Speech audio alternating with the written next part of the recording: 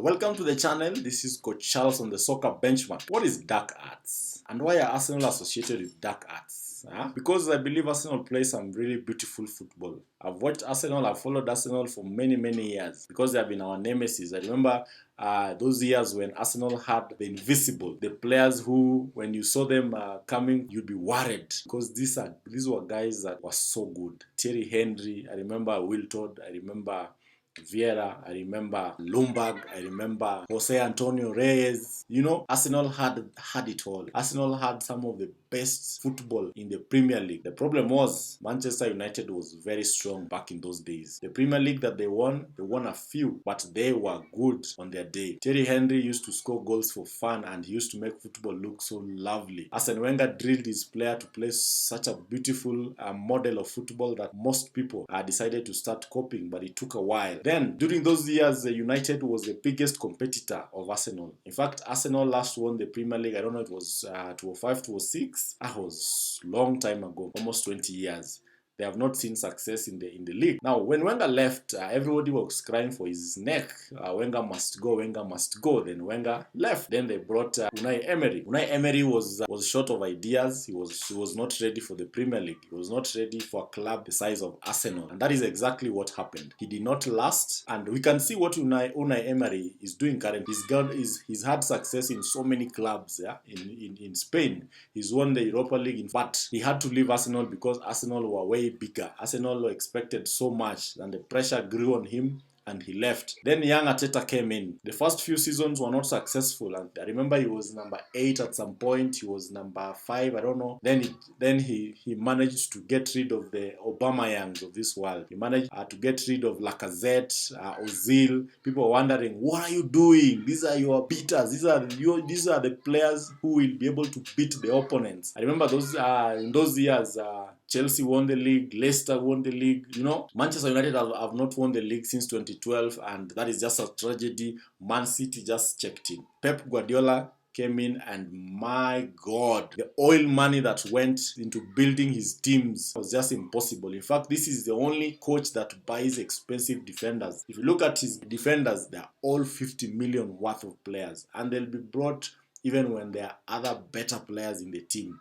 Look at Gvardiol right now. He's over 70 million and he's a defender. You know, so Arteta has really done well in a club like Arsenal because he's been given the support, he's been given the money, he's been allowed to invest, to mold the team to his liking. But something that goes without saying is that Arsenal have currently been accused of being the masters of dark arts, where they waste time, the keeper goes down, defenders go down, you know, they always do something just to delay the play a bit, you know.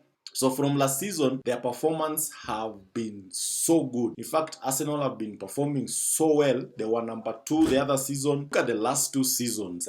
Arsenal have been going up. They have been doing so good, you know. If you look at the games that they lost or they drew the very last minutes of last season that really took away the league, the Soton game, the West Ham game, you know, those draws really messed them up. And the pressure of being in front and knowing that Manchester City is gunning for your back, that is the pressure that told on Mikel Arteta and his boys. He was able to push on, but still Manchester City, the juggernaut of Manchester City, just swept him away. So Arsenal have been signing really good. In fact, the Rice signing, that was a beautiful sign. Trossard came in. That is a player that really brings so much when he gets the opportunity. And the players that they've been signing, Calafiori this season, Timber, you know, those are good players. In fact, one player that has gone unnoticed in Arsenal that I really like is Jorginho. Jorginho is just one of those players that can circulate the ball. He can bring others into play. He can keep the ball, you know. However slow he looks, he's one of those players that I really admire his play.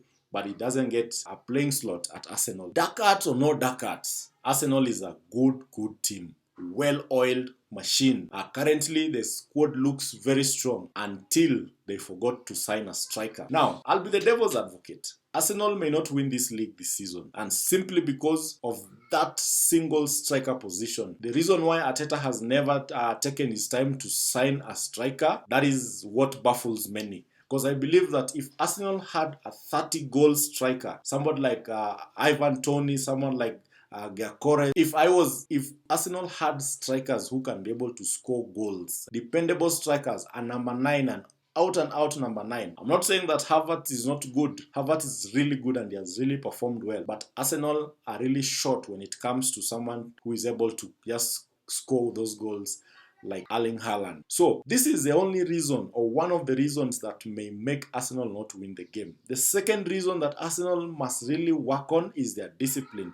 And they are being molded as that team that has indiscipline because they have been red carded and they have drawn or lost in those games. The game against City, Arsenal really did well. They were leading for long periods of time. And you will see, this is a team that is ready for the Premier League. It is ready to win the Premier League. However, in discipline and just say bad luck for them. Because that red card was not really a red card. To me, I found it very soft. And Manchester City huffed and puffed, but they could not break Arsenal down until the very last minute. So you can see that Arsenal is up against really good teams. The game against Brighton and Hove Albion. Brighton is one of those teams that can really mess you up. If you go one man down, they can possess, they can score at will.